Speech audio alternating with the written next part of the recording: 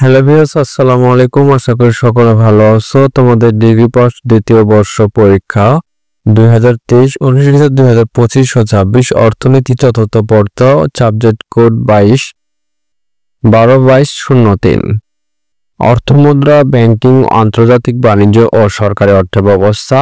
আজকের এই ভিডিওটি ইনশাল্লাহ তোমরা সম্পূর্ণ দেখলে আর তোমাদের এর বাইরে কোনো বিষয় তোমাদের পড়তে হবে না। এর ভিতর থেকে 100% সাজেশন কমন থাকবে। আর তোমাদের যাদের শর্ট সাজেশনগুলো লাগবে তারা এবং ইমো এবং হোয়াটসঅ্যাপ 09102143149 আমাদের স্ক্রিনে দেওয়া নাম্বার যোগাযোগ করে তোমরা শর্ট সাজেশনগুলো সংগ্রহ করে নিবা। আর ইতিমধ্যে যারা শর্ট সাজেশনগুলো সংগ্রহ করেছে তাদেরকে অসংখ্য ধন্যবাদ। কারণ শর্ট সাজেশনে থাকছে ক বিভাগে 40টি উত্তর সহকারে, খ ও গ বিভাগ থাকবে 10 থেকে 11টি এবং 9 থেকে 10টি করে প্রশ্ন আকারে দেওয়া থাকবে। এর ভিতর থেকে 100% কমন থাকবে। আর আজকের ভিডিওটি তোমরা সম্পূর্ণ মনোযোগ সহকারে নিজ দায়িত্বে দেখতে থাকো। ভিডিওটি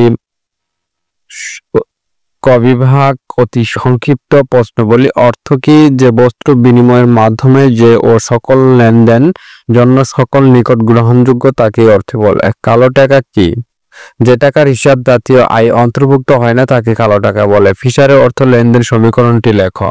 ফিশার অর্থে লেনদেনের সমীকরণ হলো পিটিএমভি। অর্থের ফটকা চাহিদা কি? ফটকা কারবারের উদ্দেশ্যে যে পরিমাণ নগদ অর্থ মানুষের হাতে রাখতে চায় তাকে অর্থের ফটকা ও কারবার চালিত চাহিদা বলে। অর্থের প্রচলন গতি কি? সাধারণ একটি নির্দিষ্ট সময় নির্দিষ্ট পরিমাণ অর্থ যতবার জনগণের হাত বদল করে তাকেই বলা হয় অর্থের প্রচলন গতি। রিজার্ভ অনুপাত। ফটকা কারবারের উদ্দেশ্যে যে পরিমাণ নগদ অর্থ মানুষ হাতে রাখতে চায় তাকে অর্থের ফটকা ও কারবারজনিত চাহিদা বলে। অর্থের প্রচলন গতি কি? সাধারণত একটি নির্দিষ্ট সময়ে নির্দিষ্ট পরিমাণ অর্থ যতবার জনগণের হাত বদল করে তাকেই বলা হয় অর্থের প্রচলন গতি। রিজার্ভ অনুপাত কি? কেন্দ্রীয় ব্যাংকের নিকট বাণিজ্যিক ব্যাংকগুলো তাদের মোট আমানতের যে নির্দিষ্ট আনুপাতিক অংশ বাধ্যতামূলকভাবে জমা রাখতে হয় তাকে রিজার্ভ হারের অনুপাত বলেন। কেন্দ্রীয় ব্যাংকে ঋণের শেষে আশ্রয়স্থল বলা হয় কেন? বাণিজ্যিক ব্যাংক অর্থ সংকটে পড়লে কেন্দ্রীয় ব্যাংক থেকে ঋণ চাহিদা করে, যার ফলে কেন্দ্রীয় ব্যাংকের ঋণদানের শেষ আশ্রয়স্থল বলে। তফসিলি ব্যাংক কি? যে ব্যাংকের কতিপয় শর্ত পূরণ সাপেক্ষে কেন্দ্রীয় ব্যাংকের সদস্য হওয়ার জন্য তার তালিকায় নিজের নাম অন্তর্ভুক্ত করে সেই ব্যাংকে তফসিলি ব্যাংক বলে। ইসলামী ব্যাংক ব্যবস্থা কি?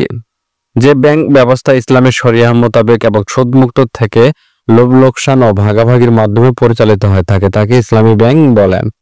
মুদ্রার অবমূল্যায়ন কাকে বলে? সরকারি নিজ ইচ্ছায় নিজ মুদ্রার মান আন্তর্জাতিক মান থেকে কমিয়ে দিলে তাকে মুদ্রার অবমূল্যায়ন মান বলে। বাণিজ্যের শর্ত কি? যে নীতিমালার দ্বারা বাণিজ্যের পরিমাপ নির্ধারিত হয় তাকে বাণিজ্যের শর্ত বলে।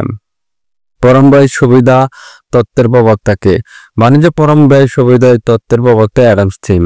সংরক্ষণ কাকে বলে? কোন দেশে শিশু শিল্প রক্ষার জন্য অন্য দেশের সাথে বাণিজ্যিক ক্ষেত্রে যে বাধা নিষেধ আরোপ করে তাকে সংরক্ষণ বলেন। প্রত্যক্ষ কর কাকে বলে?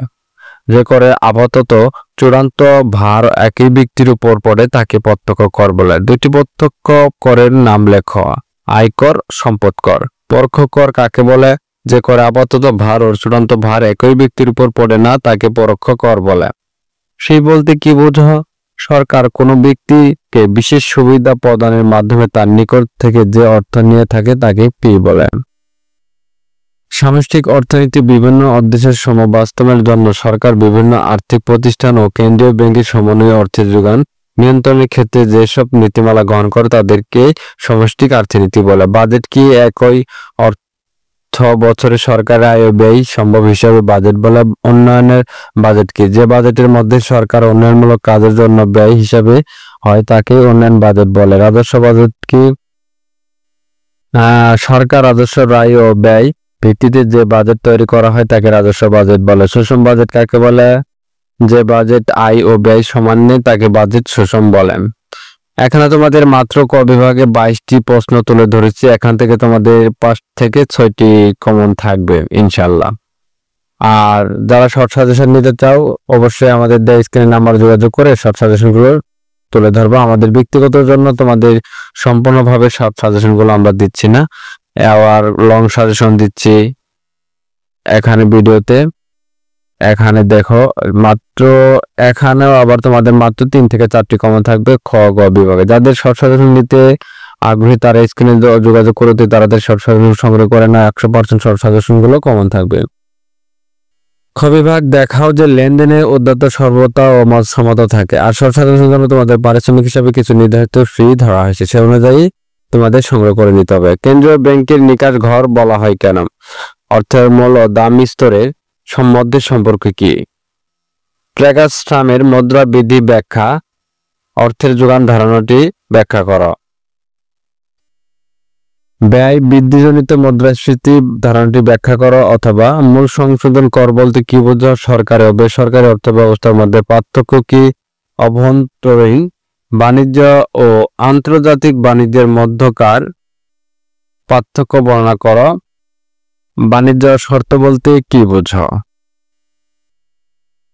তারপর এখন হচ্ছে তোমাদের গ বিভাগ, মুদ্রাস্ফীতি নিয়ন্ত্রণের আর্থিক নীতি কার্যকারিতার আলোচনা করো। বিভিন্ন শ্রেণী ও পেশার মানুষের উপর মুদ্রাস্ফীতির প্রভাব আলোচনা করো। অর্থের সংজ্ঞা দাও। ঘাটতি অর্থসংস্থান কি? তারপর হচ্ছে তোমাদের সুষম বাজেট ও অসুষম বাজেটের মধ্যে পার্থক্য লেখো। বিনিময়ের হার বলতে কি বুঝো? আন্তর্জাতিক বাণিজ্যের তুলনামূলক খরচ তত্ত্বটি সমালোচনা করো। লেনদেন উদ্ভিদ ভারসাম্যহীনতা বলতে কি বোঝো? অথবা লেনদেনের উদ্ভিদ ভারসাম্যের ধারণা দাও। খ বাংলাদেশি লেনদেনের উদ্ভিদ প্রকৃত কুলতার কারণ বর্ণনা করো। বাণিজ্যিক ব্যাংকের বহুগণিত ঋণ সৃষ্টি প্রক্রিয়াটি ব্যাখ্যা করো। একটি দেশের অর্থনৈতিক উন্নয়ন কেন্দ্রীয় ব্যাংকের ভূমিকা আলোচনা করো। কেন্দ্রীয় ব্যাংকের ঋণ নিয়ন্ত্রণ ও পদ্ধতিসমূহ আলোচনা করো। যাদের শর্ট সাজেশনগুলো লাগবে তারা অবশ্যই আমাদের স্ক্রিনে দেওয়া নাম্বারে অথবা আমাদের ভিডিও ডিসক্রিপশনে তোমাদের ডেমো আকারে সকল বিষয় পিডিএফ ফাইলগুলো শর্ট সাজেশন দেওয়া থাকবে। আশা করি সবাই ভালো থাকবে।